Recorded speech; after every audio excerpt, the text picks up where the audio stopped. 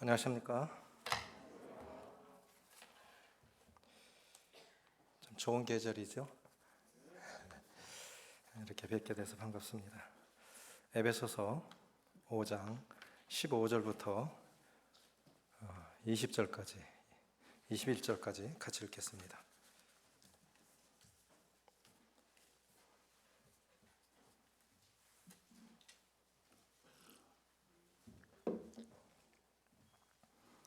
신약성경 315쪽, 에베소서 5장 15절부터 21절까지 같이 읽겠습니다. 시작. 그런즉 너희가 어떻게 행할지를 자세히 주의하여 지혜 없는 자같이 하지 말고 오직 지혜 있는 자같이 하여 세월을 아끼라. 때가 악하니라. 그러므로 어리석은 자가 되지 말고 오직 주의 뜻이 무엇인가 이해하라. 술 취하지 말라. 이는 방탕한 것이니 오직 성령으로 충만함을 받으라. 시와 찬송과 신령한 노래들로 서로 화답하며 너희 마음으로 주께 노래하며 찬송하며 범사의 우리 주 예수 그리스도의 이름으로 항상 하나님 아버지께 감사하며 그리스도를 경외함으로 피차 복종하라. 성령 충만의 증거라는 제목으로 말씀을 드리길 원합니다. 부제로 능력 있는 삶의 비결. 성령 충만은 다른 말로 능력 있는 삶의 비결과 같다고 생각이 되어집니다. 주님께서 이제 십자가에서 죽으시고 부활하심으로 우리의 구원을 완성하셨습니다. 40일간 부활하신 몸으로 제자들에게 자신을 보여주시고 승천하셨습니다. 주님이 구름 속으로 올려가시는 모습을 보면서 제자들 마음 가운데 굉장히 이제 우리는 어떻게 살지? 전날에는 배고프면 기적적으로 먹을 걸 주셨고 풍랑이는 바다도 말씀 한마디로 잔잔케 해주셨고 또 이해가 안 되는 말씀은 자세히 풀어주셨고 보호해 주셨고 인도해 주셨고 축복해 주셨는데 이제 따를 사람이 없어요. 주님이 구름 속으로 사라진 거예요. 이제 우리는 어떻게 살지? 그런데 주님께서 여러 번에 걸쳐서 내가 떠나가는 것이 유익이다. 내가 가면 다른 보혜사를 너에게 보내주실 거다. 내가 가야 그분이 오신다. 이렇게 여러 번 말씀을 하셨어요. 다른 보혜사라고 하는 건 뭐냐면 보혜사는 변호자, 상담자, 조력자 이런 뜻이에요. 그러니까 예수님이 보혜사라고요. 예수님 우리 곁에 계셔서 우리를 변호해 주시고 보호해 주시고 또 이렇게 조력해 주시는 분이신데 예수님 말고 또 다른 보혜사가 오신다는 거예요. 그분이 성령님이시라고요. 그래서 예수님이 가셔야 그분이 이제 오시는 거예요. 그래서 예수님이 뭐라냐면 그래서 이제 제자들에게 너희는 예루살렘을 떠나지 말고 약속하신 분이 오시기까지 기다리라. 처음에는 주님의 제자들 중에 한 500명이 모였습니다. 사람은 잘 못 기다려요. 기다리는 거 참 훈련이 필요한 것 같아요. 열흘을 못 기다리고 많이 떠나갔어요. 처음에는 500명 정도 있다가 후에 120명 정도 남습니다. 마가의 다락방 올라가 보니까 진짜 한 100명 정도 빡빡하게 앉으면 100명 앉을 수 있을 것 같더라고요. 생각해 보세요. 2000년 전에 100명이 모이는 건물을 2층으로 갖고 있었다? 굉장한 사람 아닙니까? 마가가 그만큼 보유했던 사람이에요. 그래 열흘 만에 주님 승천하시고 열흘 만에 성령께서 오셨는데 그것이 오순절 성령 강림입니다. 그래서 성령 강림 이후에 이제 제자들은 전혀 다른 사람으로 변했어요. 주님이 곁에 계시다가 주님이 가셨지만 이제 예수님이 성령님이 그들 속에 오시니까 그들은 완전히 달라졌습니다. 어떤 경우 많은 경우에 보면 우리도 뭐 그럴 때도 있지만 그냥 삶이 예수 믿는다는 것뿐 교회를 다닌다는 것뿐 안 믿는 사람하고 별반 다를 바 없이 똑같이 살아가는 그리스도인들도 많습니다. 왜 그럴까요? 왜 그럴까요? 성령 충만의 증거 첫 번째는 뭐냐면 내주하시는 성령님에 대한 인식입니다. 우리 안에 성령이 계시다는 것을 잘 몰라요. 사도행전 19장, 여기다 손을 놓으시고 사도행전 19장 1, 2절입니다.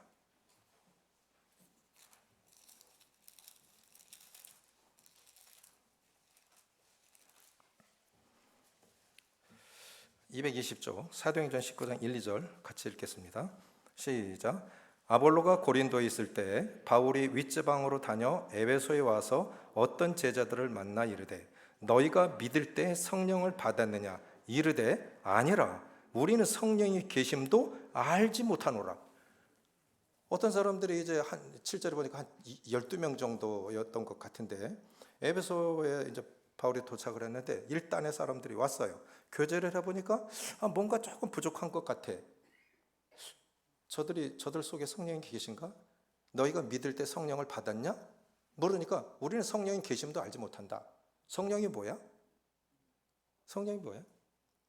성령은 문자적으로는 거룩한 영입니다. 성경에는 성령의 이름을 많은 이름으로 말씀하시는데 그리스도의 영, 하나님의 영, 진리의 영, 다른 많은 말씀으로 하시는데 이 중요한 게 뭐냐면은 너희가 믿을 때 성령을 받았느냐? 믿을 때 구원과 더불어 성령을 우리에게 선물로 주신 거예요. 그래 로마서에 보면 그리스도의 영이 없으면 하나님의 사람이 아니라. 그래 그 안에 성령이 안 계시다고 하는 사람은 구원 못 받은 거예요. 그 안에 구원 받았다고 하면 너희가 믿을 때 성령을 받았느냐?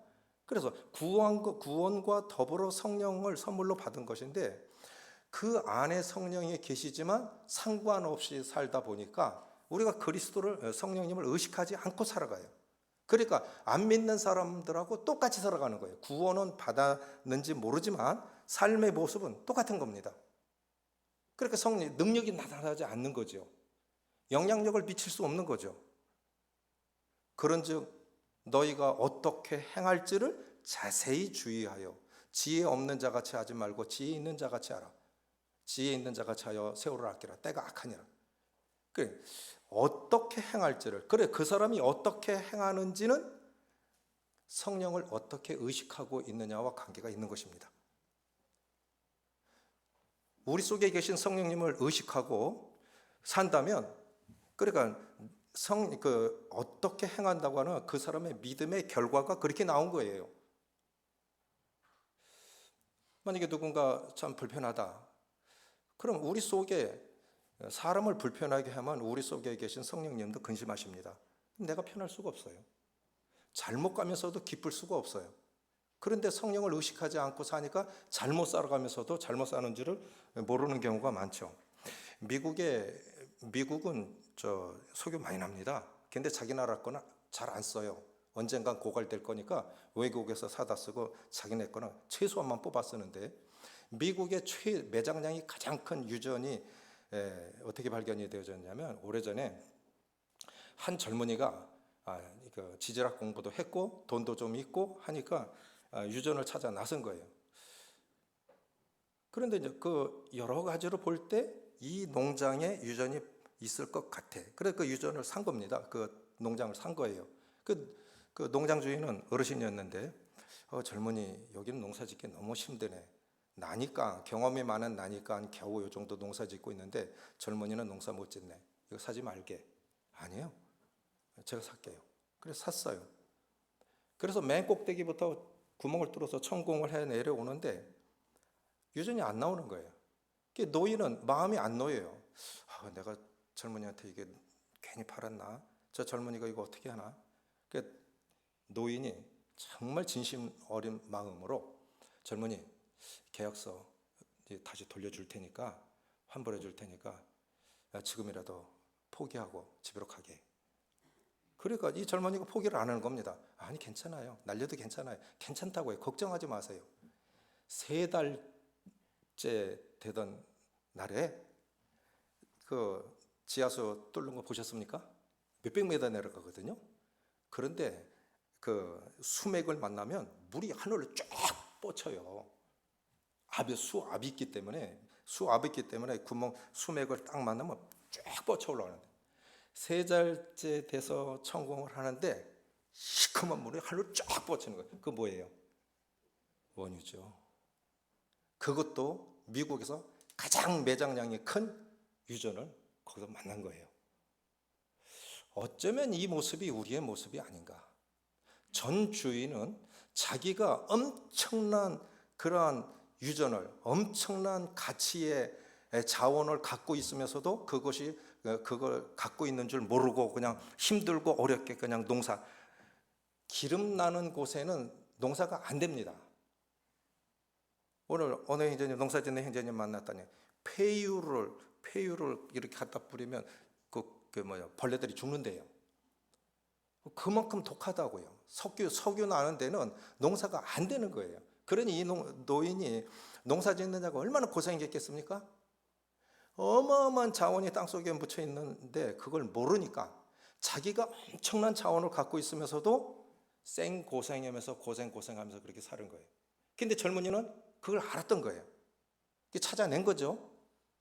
어쩌면 우리도 우리 속에 무한한 자원이신 성령님이 우리 안에 거하시는데 우리는 내 힘으로 그러다가 이제 탈진하는 거죠. 내 힘으로 하려고 그러면 얼마 못 가요. 얼마 못 가요. 언젠간 진짜 쓰러지게 돼 있어요. 탈진하게 돼 있습니다. 어쩌면 이것이 우리의 모습이 아닌가 그렇게 생각이 되어집니다. 어떤 사람은 구원받았지만 자신 안에 성령이 계시다는 것조차도 모르고 살고 있고, 어떤 사람은 성령이 안에 계시니까 그래서 너희가 어떻게 행할지를 자세히 주의하여. 이것이 어떤 영향력을 미칠까? 이것이 과연 주님의 뜻일까? 나는 잘한다고 했지만 그게 과연 주님의 뜻일까? 성령님이 계시면, 성령님을 의식하면 그걸 먼저 생각하게 돼 있어요. 이것이 과연 주님의 뜻인가? 이것으로 인해서 어떤 결과가 나타날까? 어떤 영향력을 미칠까? 이런 것들을 생각한단 말이죠. 성령이 안 계시면 본성으로 살아가는 거죠. 성령 받았다고 하는 사실이 왜 그렇게 중요한 것입니까? 구원과 관계 있기 때문입니다. 너희가 믿을 때 성령을 받았느냐?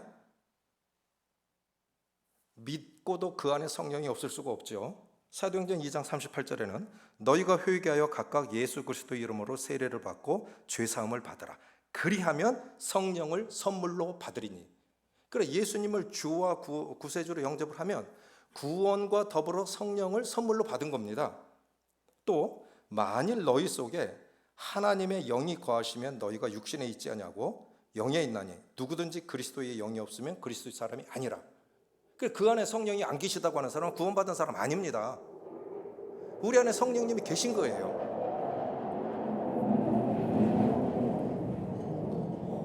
그래서 그리스도인들은 다른 말로 하면 성령을 모시고 사는 사람들입니다. 따라서 해보세요. 그리스도인이란 성령을 모시고 사는 사람들이다.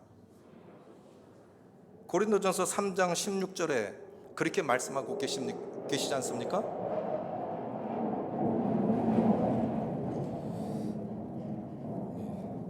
훈련하느냐고. 비행기가 좀 많이 뜨네요. 나라가 더 중요한 거죠. 너희가 하나님의 성전인 것과 하나님의 성령이 너희 안에 거하시는 줄을 알지 못하느냐?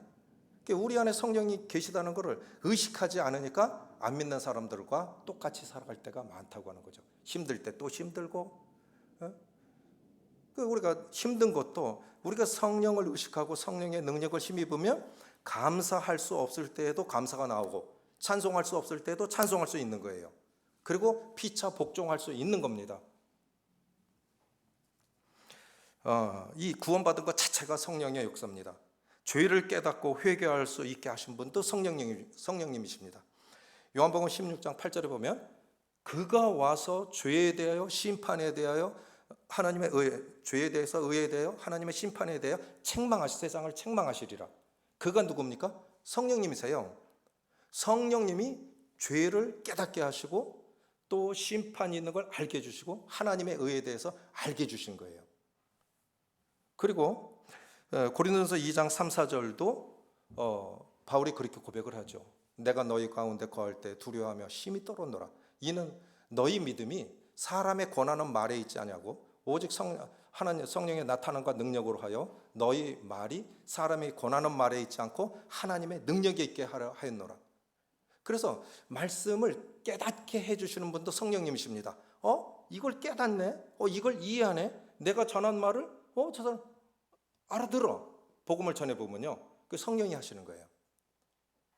그래서 우리가 집회 때도 복음을 전할 때도 기도하셔야 돼요. 말씀이 깨달아질 수 있도록. 또 성령 하나님은 우리 속에서 역사하시는 하나님이신데, 쉽게 얘기해 드리면 이렇습니다. 성부 하나님은 보이지 않는 하나님이세요. 성자 하나님은 나타난 하나님이십니다. 주님께서 친히 요한복음에서 그렇게 말씀하셨죠. 아무 보이지 않는 하나님을 주님께서 자신이, 말씀이 육신이 되어 우리 가운데 거하심에 우리가 그의 영광을 보니 아버지의 영광이요 은혜와 진리가 충만하더라. 보이지 않는 하나님을 보이는 하나님으로 육신을 입고 이 땅에 나타내신 분이 예수님이십니다. 성부 하나님은 보이지 않는 하나님, 성자 하나님은 나타나신 하나님, 성령 하나님은 우리 안에 계신 하나님. 따라해 보십시오. 성령 하나님, 우리 안에 계신 하나님. 성령께서 우리 안에 육체를 전삼으시고 우리 안에 계시는 겁니다. 문제는 뭐냐면 우리 안에 거하시는 성령을 의식하지 않고 의지하지 않는 데 있어요. 말씀을 읽어보면 우리가 그냥 쉽게 그냥 지나가지만, 야, 이게 진짜 될 일인가 생각해 보세요. 오른뺨을 때리거든 왼뺨도 돌려대라. 이게 가능한 거예요? 억지로 오리를 가고자 하면 심리를 가져라. 겉옷을 달라 하면 속옷까지 줘라. 되든가요? 되든가요? 그럼 안 되는 걸 왜 하라고 하십니까? 주님이 이렇게 말씀하셨어요. 마태복음 5장 44절에 나는 너희에게로 오노니 너희 원수를 사랑하며 너희를 박해하는 자를 위하여 기도하라. 자, 원수 같은 사람도 있죠. 원수같이 느껴질 때도 있죠. 그렇죠? 원수같이 느껴질 때도 있죠. 그 원수가 기억이 안 나는 것이 기적입니다. 원수를 축복하는 건 둘째치고, 그렇죠? 기억이 안 난다고 하면 그거 은혜지요. 근데 그를 위해서 축복해요? 이게 안 되는 걸 왜 하라 할까요? 다시 에베소서 보세요. 에베소서 5장으로 돌아오십니다.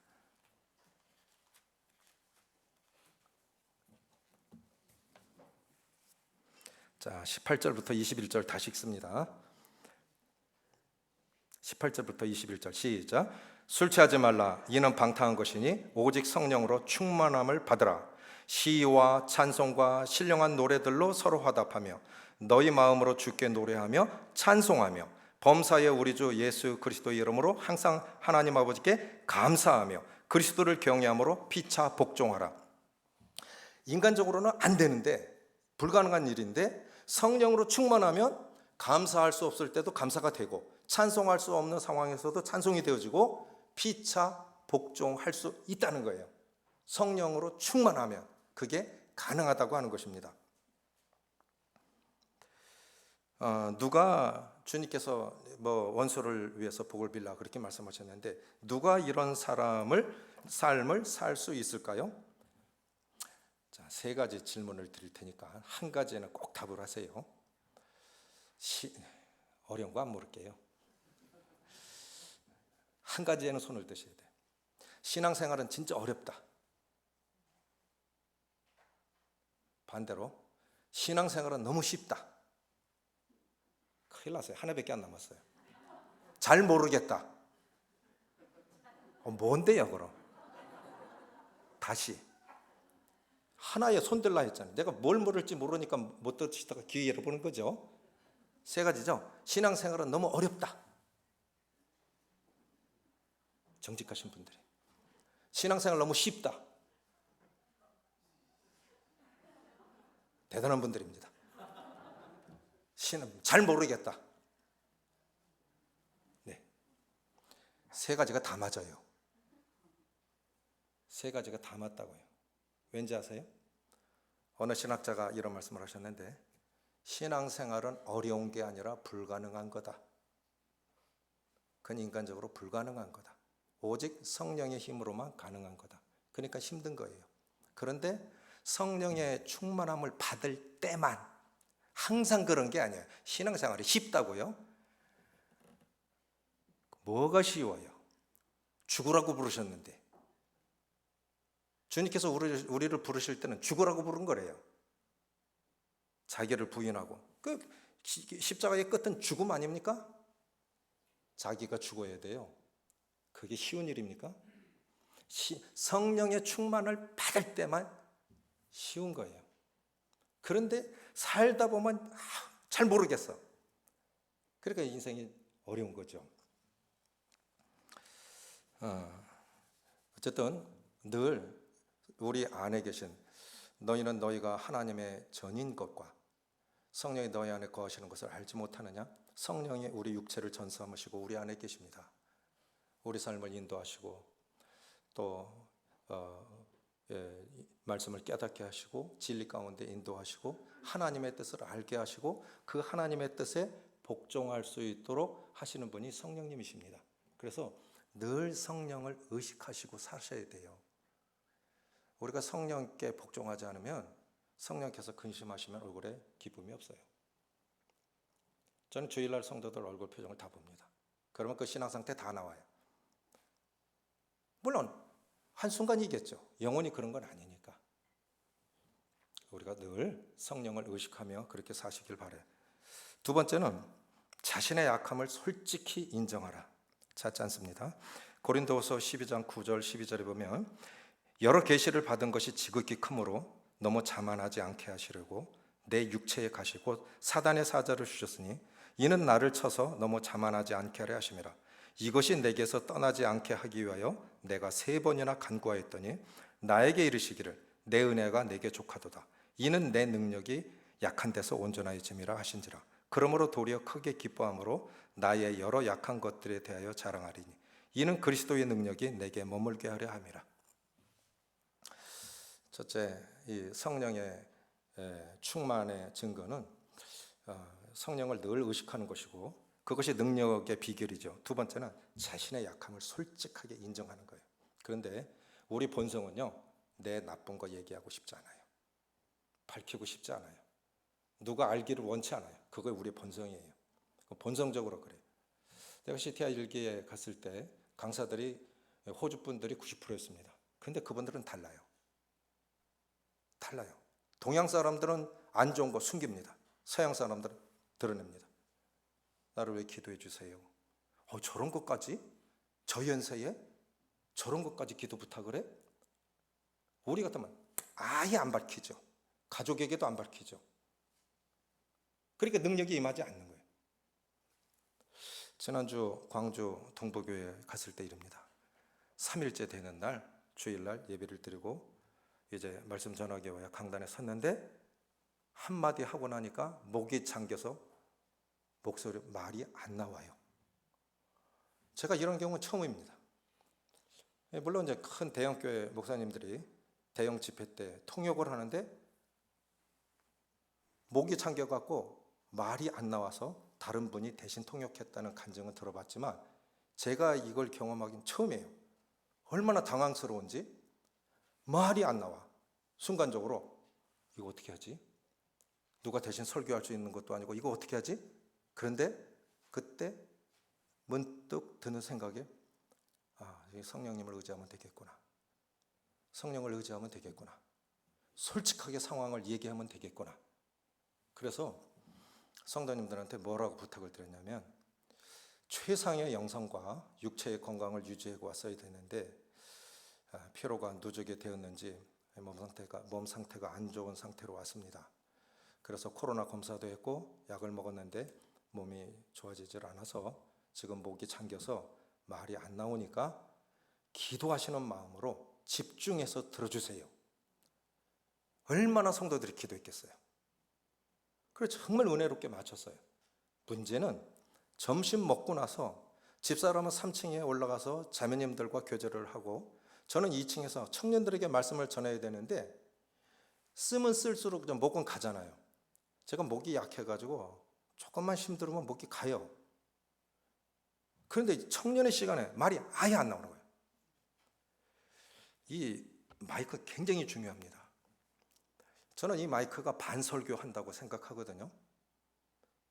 이 마이크 상태가 앰프 상태가 좋은 교회 가면 설교가 은혜롭게 전해지는데 이게 안 좋으면요 정말 고생해요. 근데 신축한 예배당이고 마이크 상태가 좋아서 그냥 만들어서 말을 했어요. 그럼 어쨌든 전했습니다.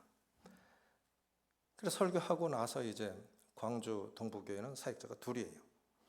젊은 사역자께 청년들한테 너무 미안하네요. 이런 몸 상태로 와가지고 말씀이 목소리가 깨끗하게 전달이 안 돼서 막 그냥 목소리가 갈라지고 쉬고 내가 얼마나 힘들게 말씀 전하는지 다 알았을 거예요. 그래서 참 미안합니다 그랬더니 그 젊은 사역자께서 아니에요, 다 알아들었어요. 다 알아들었어요. 그래요. 저를 위로한다고 하시는 말씀이죠. 그렇게 가만히 앉아있는데 한 청년이 다가와요. 그 청년이 하는 말이 뭐냐면, 형제님, 말씀을 통해서 제가 고민하던 문제가 해결이 됐습니다. 그렇게 전한 말씀이.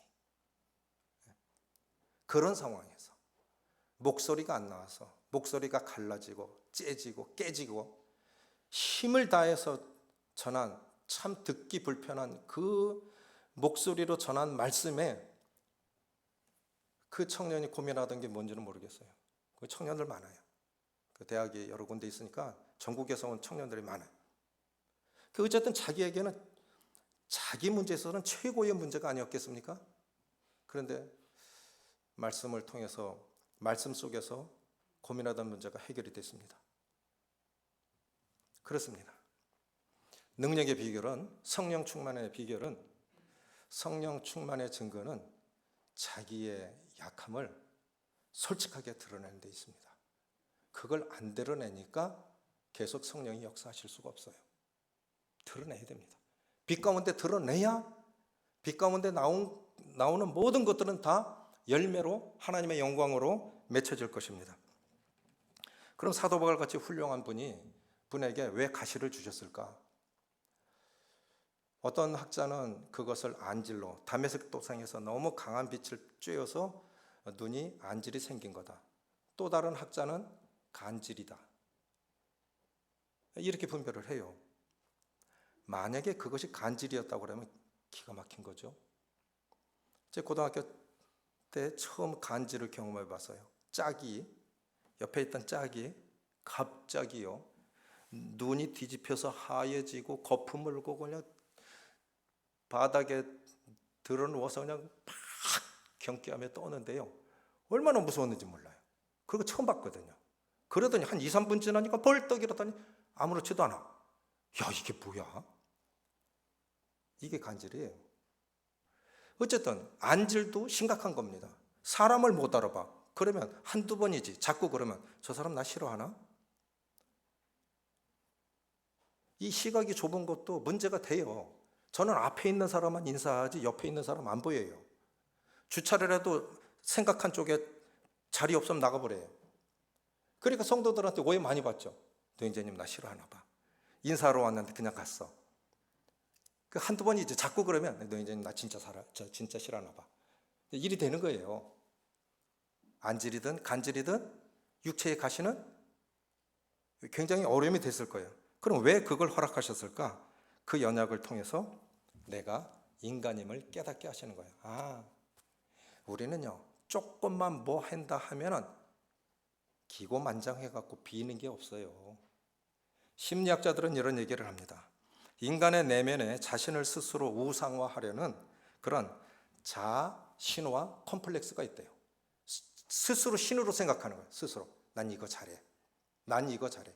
뭔가 조금만 잘하면 자아, 스스로를 신으로 생각하는 컴플렉스가 있다는 겁니다. 그게 사단이 우리에게 던진 미끼예요. 하나님께서 첫사람 아담과 하와를 이렇게 만드셨을 때 사단이 제일 먼저 던진 미끼가 뭐냐면 이거 먹으면 너도 하나님 될 수 있어. 근데 그것이 우리 속에 지금도 있다고요. 뭔가 조금 하면 대단히 자기는 잘난 처럼 생각해. 그러다 보니까 교만해지고, 그러니까 관계 어려워지고 하나님의 영광이 안 드러나고. 왜 연약 주신 걸까요? 그것도 없다면 우리는 기고만장했을걸요? 실패의 흔적이 있어요. 자녀들이 어려워질 때도 있어요. 모두에겐 다 넘어진 자리가 있고 모두에겐 다 그 흔적들이 있습니다. 그런 가시가 없다면, 그래서 어떤 분은 하나님께서 우리를 안전하게 지켜주시는 처방전이 가시라는 거예요. 그게 처방전이에요. 그 가시가 나를 쿡쿡 찌를 때마다 생각해요. 요것마저 없다면 난 기고만장했겠지. 벌써 나가 떨어졌겠지. 다른 훌륭한 분들이, 나보다 훌륭한 분들 많은데 내가 그래도 요만큼 쓰임 받는 거, 그런 가시가 조금씩 콕콕콕 교만하려고 할 때마다 콕콕 찔러갖고 내가 그런 사람이지 알게 해서 그렇게 다닌다고 생각이 되집니다. 두 번째는 뭐냐면 그 가시를 주신 이유, 하나님만 의지하게 하시려고. 세 번째, 가시를 통해서 사랑하는 법을 배우게 하시려고. 따라해 보십시오. 가시를 통해서 사랑하는 법을 배우게 하시려고. 그거 있기 때문에 그럴 수 있어. 실패해 본 사람이 실패를 이해합니다. 너무 잘난 사람은 너무 잘나가지고요, 인정을 안 해요. 이해를 못 해요. 공부 너무 잘하는 사람은요, 어떻게 빵점을 맞는데? 눈 감고 찍어도 20%는 맞을 것 같은데? 어떻게 기막히지? 기적이다. 어떻게 빵점을 맞을 수 있는데? 100점 맞는 사람은, 빵점 맞는 사람은 이건 기적인 거예요. 맞죠? 근데 그리스도인들 그런 사람 많아요. 뭔가 조금 하면 대단히 잘났어. 우리가 실패하면서요. 근데 이거 조심해서 쓰셔야 돼요. 자기가 잘못해놓고 그럴 수 있다. 그 참 잘못된 사람이에요. 그건 다른 사람이 해야 하는 말이에요. 약속 시간 늦었어. 그럼 그럴 수도 있지. 이거 다른 사람 다 기다리게 해놓고 늦게 온 사람이 그럴 수도 있지. 그렇게 말하면 밉상이라고요. 그래, 그럴 수도 있지를 자기가 쓰면 안 된다. 근데 자매님들은 많이 쓰더라고요. 남자들은 화나지요. 그런 말은 자기가 쓰는 게 아니에요. 그건 반대쪽에서 써야 되는 거예요. 그럴 수 있어. 그래, 인생 쉽지 않더라. 너 지금 그렇게 말하지만 네 자식이 40대도 그런 말 할래? 몰라. 시집장가 보내봐도 끝 아니야. 사니 못 사니 해봐. 죽고 싶어. 자식 시집장가 보내놨는데 사니 못 사니 해봐. 죽고 싶어. 인생 그렇게 쉽지 않아. 그래서 성숙할수록 말을 아끼죠. 이해를 하죠. 그럴 수도 있어.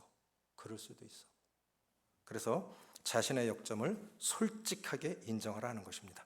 세 번째는 뭐냐면 하나님과의 관계에 대한 회복을 갈망하라 하는 거예요. 스가랴서 4장 6절 7절 찾지 않습니다. 여호와께서 스룹바벨에게 하신 말씀이 이러하니라. 만군의 여호와께서 말씀하시되 이는 힘으로 되지 아니하며 능력으로 되지 아니하고 오직 나의 영으로 성령으로 되느니라. 큰 산아 내가 무엇이냐? 내가 스룹바벨 앞에서 평지가 되리라. 그리스도인들이 추구해야 할 두 가지 목표 크게 나눠서, 첫 번째는 뭐냐면 하나님과의 관계 회복에 대한 갈망입니다. 늘 생각하셔야 돼요. 하나님과의 관계가 내가 정상적인가? 이건 늘 염두에 두셔야 됩니다. 자, 생각해 보세요. 70년에 나라가 망하고 70년 만에 고향으로 돌아왔어요. 그런데 할 것이 얼마나 많았겠어요? 우선 비가릴 집부터 지어야겠죠. 먹여야 되겠죠. 돌아온 사람들이 아무것도 없는 그 황폐한 곳에 고향에 돌아왔는데 할 것이 얼마나 많습니까? 근데 하나님께서 뭘 명하셨냐면 이것부터 해. 그게 뭐냐면 성전 건축이에요. 왜? 하고 많은 것 중에서 성전 건축을 먼저 말씀하셨을까? 성전은 하나님의 임재가 머무는 것. 그러니까 이 성전 건축은, 성전은 예배입니다. 예배. 그러니까 이스라엘이 성전을 지어놓고 솔로몬이 성전을 건축하고 거기에 제일 먼저 우상을 들여놓은 사람이 솔로몬이에요. 그러니까 성전, 금으로 성전을 지으면 뭐합니까? 그 속에 하나님이 안 계신데. 그러니까 하나님께서 징계하셔서 무너뜨린 거예요. 예배가 회복되면 하나님과의 관계가 회복됩니다. 하나님과의 관계가 회복됐다는 뜻은 예배가 회복됐다는 뜻이에요. 그래서 예배의 몫은 거셔야 돼요. 예배는 정말 중요한 거예요. 예배를 건성으로 드리고 습관으로 드리면, 그러니까 주님께서 이사야서 누군가가 내 문을 성전문을 닫았으면 좋겠다. 예배가 회복이 되는 건 하나님과의 관계가 회복이 됐다는 뜻입니다. 그러니까 이들은 지금 관계가 회복이 안 됐어요. 하나님이 징계하신 거예요. 회복이 안 된 거예요. 그래서 이 하나님과 이스라엘 백성 간의 관계 회복이 바로 성전 건축이었습니다. 근데 그 성전 건축하는 거는 스룹바벨이 대제사장 이제 여호수아와 함께 그걸 건축을 하는데 네 힘으로 안 된다. 정말 새롭게 되고 싶고 거룩한 삶을 살아가고 싶은데 이게 안 돼요. 그래서 만군의 여호와께서 이르노니 이는 힘으로 되지 않고 능으로 되지 아니하며 오직 나의 성령으로 되느니라. 따라해보세요. 이는 힘으로 되지 아니하며 능으로 되지 아니하고 오직 나의 성령으로 되느니라. 세상에는요, 능력 있고 돈 있으면 다 됩니다. 능력 있고 돈 있으면 사람은 못 살려내도요, 죽은 사람 이름도 살려내요. 돈 주면 안 되는 게 없어요. 근데 영적인 일은 그걸로 되는 게 아니에요. 영적인 일은 그걸로 되는 게 아니에요.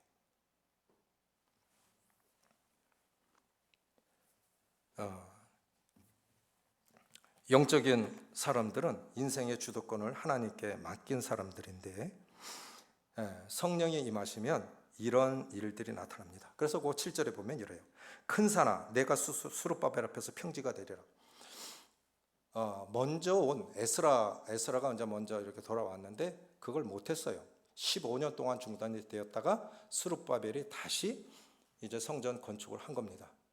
그래, 큰 산아. 인생 살아가면서 큰 산 같은 인생의 문제들을 많이 만나요. 누군가는 보면 내가 볼 때는 조그만 산이지만 자기한테는 큰 산입니다. 어떤 문제는 순식간에 해결되기도 하지만 어떤 문제는 기도해도 안 되고 시간 지나도 안 되고 세월 지나도 안 되고 그런 문제들도 있지요. 큰 산. 그런데 큰 산아 내가 무엇이냐? 내가 스룹바벨 앞에서 평지가 되리라. 그건 뭐냐면 성령이 임하시면 아무리 큰 문제도 해결될 수 있다고 하는 것입니다. 아멘이십니까? 우리는 못해요. 할 수가 없어요. 지금도 못하고 앞으로도 못해요. 우리가 큰 산, 교회적으로도 그런 산들을 만날 수 있고 개인적으로도 가정적으로도 그 누군가에겐 건강이고 누군가에겐 물질이고 누군가에겐 꼬인 갈등 관계 속에서 인간관계예요. 이 큰 문제들이 성령이 임하시면 큰 산아 내가 무엇이냐? 내가 스룹바벨 앞에서 평지가 되리라. 주님이 말씀하신 거예요. 성령이 임하시면 큰 문제도 해결이 된다 하는 것입니다. 두 번째, 따라해보세요. 하나님이 시작하신 일은 하나님이 끝내신다. 스룹바벨의 손이 이 성전의 기초를 놓았은즉 그의 손이 또한 그 일을 마치리라. 이게 9절 말씀이에요. 스룹바벨이 시작했으니까 스룹바벨이 마칠 거야. 시작은 스룹바벨이 했지만 누가 하게 하신 겁니까? 하나님이 하게 하신 거예요. 그러니까 하나님이 시작하신 일은 하나님이 끝내십니다. 걱정하지 마십시오. 그 일이 내가 한 것이 아니고 하나님이 시작했다고 믿으시면 걱정하지 마세요. 하나님이 시작하신 일은 사람이 못 막아요. 하나님이 시작하신 일은 하나님이 마치십니다. 이것이 성령을 모시고 사는 사람들의 확신인 거예요. 세 번째, 하나님의 일은 작은 일을 통해서 시작됩니다. 그 작은 일 가볍게 여기지 마십시오. 작은 일. 10절에 작은 일의 날이라고 무시하는 자가 누구냐? 주님 안에서 큰 일, 작은 일이 없어요. 주님 안에서 큰 일, 작은 일이 없습니다. 여기냐 저기냐도 문제가 아니에요. 이 일, 저 일이 문제도 아니에요. 이 사람, 저 사람도 문제가 아닙니다. 우리가 만나는 모든 일들 속에 성령 의식하면 결국은 하나님의 은혜가 나타날 것입니다. 그래서 세 가지 말씀드렸습니다. 자, 성령 충만의 증거 첫 번째는 뭐라고요? 내주하시는 성령에 대한 의식. 이거 늘 기억하셔야 돼요. 그렇지 않으면 그냥 설교로 끝나고 삶은 안 변합니다. 능력 없습니다. 내주하시는 성령에 대한 의식. 늘 성령을 의식하세요. 두 번째 뭡니까? 자신의 약함을 솔직하게 고백하고 기도하십시오.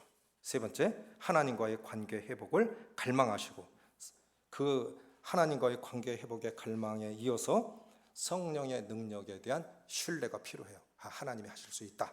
마지막으로 성령 충만의 증거, 에베소서 5장 18절 이렇게 말씀하십니다. 술 취하지 말라. 이는 방탕한 것이니 오직 성령의 충만함을 받으라. 왜? 성령의 충만함을 받으면 감사할 수 없을 때도 감사할 수 있고, 찬송할 수 없을 때도 찬송하고, 복종이 안 될 때에도 내 힘으로는 복종 못하는데 성령이 하게 하시면 그게 너무 쉬운 거예요. 성령이 임하시면 그건 가능한 거예요. 나를 통해서 은혜를 입은 사람들이 누굽니까? 1859년 웨일즈 부흥이 있었는데요.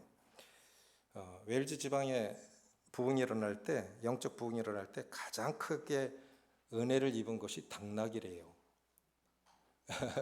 당나귀. 왜 당나귀냐면은 부부 싸움에는 화풀이를 당나귀를 때려. 일이 안 되면 당나귀 걷어차. 이래 저래 당나귀는 맨날 매 맞고 짐 싣고 그러다가요, 부흥이 일어나니까 짐승 앞에서도 회개를 하더래요. 미안해. 그래서 영적 부흥이 일어났을 때 제일 축복받은 사람이 당나귀였다.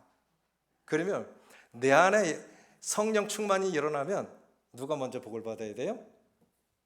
아내가, 남편이, 가족이, 성도들이, 이웃이, 나라가 복을 받는 거예요. 아멘이십니까? 내 안에 부흥이 일어나면, 내 안에 성령이 충만하면 이 복이 흘러 넘쳐야 되는 거예요. 내 잔이 넘치나이다. 내가 꼴깍꼴깍, 내가 허덕거리는데 줄 게 뭐가 있겠어요? 내 주변의 사람들에게 어떤 은혜를 끼치고 계십니까? 그런데 이 성령 충만이 너무 추상적이라는 거죠. 성령 충만한 상태가 어떤 상태가 성령 충만한 상태인데요? 이 성령 충만하기가 어려운 이유 중에 하나가 예수님을 따르는 것은 느껴지는데 성령 충만한 상태는 너무 추상적이라 안 느껴진다 이거죠.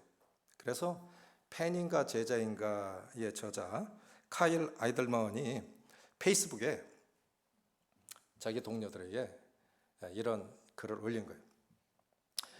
성령 충만을 실제로 경험한 사례들을 한번 올려봐라. 그리고 예시로 성령의 능력으로 딱 올려놨더니 24시간 만에 100개가 올라오더래요.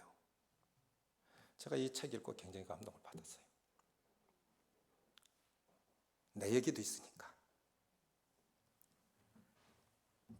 성령의 능력으로, 첫째, 성령의 능력으로 아버지를 용서했다. 이게 쉬운 거 아니에요. 용서요? 그렇게 쉽게 말하는 거 아니에요. 우리 아버지가 얼마나 방탕하게 사셨는지, 어머니 47살에 돌아가시고 시골에 논밭전지 집까지 다 뺏기고 6남매가 흩어졌어요. 그래도 6남매가 하나님 은혜로 다 살아났고 다 구원받았고,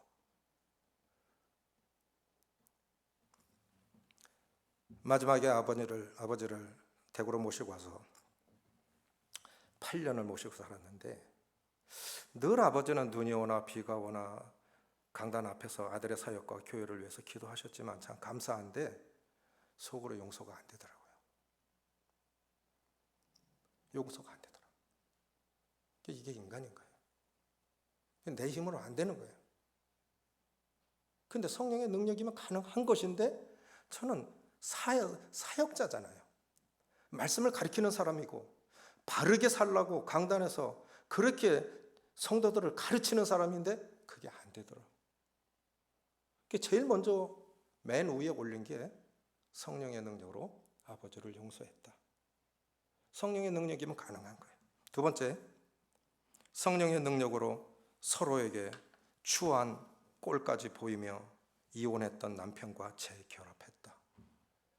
이거 진짜 쉬운 일 아니겠죠? 내가 경험하지는 않았지만 쉬운 일 아니겠죠? 세 번째로, 성령의 능력으로 에티오피아 사내 아이 2명을 입양했다. 내 자식도 기르기 힘든데, 요즘 자식이 기르기 싫어서 애를 아예 안 낳는데 성령의 능력으로 에디오피아 사내아이, 남자아이 두 아이를 입양했다. 쉬운 일 아니죠. 성령의 능력이면 가능하겠죠. 네 번째, 성령의 능력으로 마약 중독을 이겨냈다. 도박의 사슬을 끊었다. 이거 진짜 쉬운 일 아닙니다. 손가락 끊어도 한다고 하는 것이 도박이죠. 이 성령의 능력으로 한 거예요. 성령의 능력으로 남편이 세상을 떠난 뒤 막막하기만 했는데 이제는 마음이 평안해졌다. 세상이 줄 수 없는 평안이 성령이 충만해지니까 가능한 거예요. 사람이 권하는 몇 마디가 위로가 안 돼요. 그 평안은 하늘로부터 와야 됩니다. 여섯 번째, 성령의 능력으로 절대 아기를 낳을 수 없다는 의사의 진단에도 불구하고 임신을 했다. 가능하겠죠? 생명을 주시는 분은 하나님이시니까. 일곱 번째, 성령의 능력으로 40kg의 살을 빼고 담배를 끊었다. 여러분 40kg면 한 사람 몸무게 아닙니까? 그럼 이 사람 몇 킬로 나갔다는 거예요? 최소한 100kg 넘어갔다는 거 아닙니까? 그런데 생각해 보세요. 1kg 빼기 힘들대요. 그래요, 안 그래요? 살들 안 빼보셨나요? 집사람 제 아내는요, 하루에 체중계 10번도 넘게 올라가요. 그런데 그러죠. 체중계에 올라가는 것만으로도 살이 빠진다고. 올라가면요, 의식하게 돼 있어요. 어쨌든 안 먹거든요. 그렇죠? 다 가능한 것입니다. 그러면 결론적으로 도전을 드립니다. 우리 성도님들, 성령 충만한 나의 간증은 무엇입니까? 예전에는 그렇게 했죠. 성령 충만했기 때문에 그런 승리의 삶을 살았고 능력의 삶을 사셨어요. 그럼 지금이 중요한 거죠. 지금 성령 충만한 나의 간증은 무엇입니까? 그것이 진짜 신앙이 아닐까요? 이제부터 도전해 보십시오. 성령 충만한 삶을 위해서. 그래, 에베소 5장 18절 성령 술 취하지 말라 이는 방탕한 것이니 오직 성령의 충만함을 받으라 이후에 나오는 게 뭐냐면 자녀들아 내 부모를 공경하라. 그러면 내가 땅에서 잘되고 장수하리라. 아비들아 내 자녀를 노엽게 하지 말라. 아내들아 내 남편에게 복종하라. 남편들아 내 아내를 사랑하라. 종들아 눈가림만 하지 말고 내 상전을 잘 섬겨라. 또 상전들아. 그래서 자녀들아 아비들아 아내들아 남편들아 종들아 상전들아. 그게 관계죠. 그렇죠? 결국 성령이 충만하면 인간관계가 형통하게 된다는 뜻입니다. 문제는 우리 안에 성령 충만이 없다는 거지 그 사람이 문제가 아니라는 거예요. 다른 데 엉뚱하게 핑계대지 마시고 지금부터 우리 안에 내 안에 성령이 충만해서 주님의 뜻 가운데 행하고 또 지혜롭게 행해서 영향력 미치는 그러한 그리스도인의 삶을 살아내서 하나님께 영광이 되어지기를 원합니다. 기도하시겠습니다. 아버지 하나님, 예수 그리스도를 주와 구주로 영접할 때 우리에게 구원을 주셨을 뿐만 아니라 성령도 선물로 주셔서 이 하나님의 거룩하신 말씀을 깨닫게 하시고 진리 가운데 인도하시고 여기까지 인도해 주셨는데 우리는 삶 가운데 무의식 가운데 성령님 의식하기보다는 내 본성으로 습관으로 내 생각대로 살 때가 얼마나 많은지요. 그래서 주님의 뜻 가운데 행하기보다는 내 뜻 가운데 행함으로 성령이 근심하시고 하나님의 뜻밖의 일을 함으로 사람들에게 나쁜 영향력을 미칠 때도 많이 있었음을 솔직하게 고백을 드렸고 주님 우리가 약한 것은 당연한 것인데 우리의 약함이 성령을 의지하면 하나님의 능력이 되고 영광이 될 것인데 주님 저희들 이제부터 새로운 습관을 길들일 수 있도록 주님 도와주셔서 성령을 의지하는 것이 능력이고 성령을 의지하는 것이 지혜고 하나님의 뜻을 이루어드리는 영광스러운 길임을 기억하고 이제부터 늘 성령님 모시고 사는 우리들인 걸 기억하고 자신의 부족과 약점을 솔직하게 인정하고 하나님과의 관계를 무시로 회복받을 수 있도록 도와주셔서 모쪼록 우리가 하나님 앞에 기쁘고 복되게 살아가게 하시고 나로 말미암아 주위 사람들도 복을 받는 은혜가 임할 수 있도록 도와주시옵소서. 그리하여 하나님의 영광이 되기를 원하오며 우리 주 예수님의 이름으로 감사하며 기도합나이다. 아멘.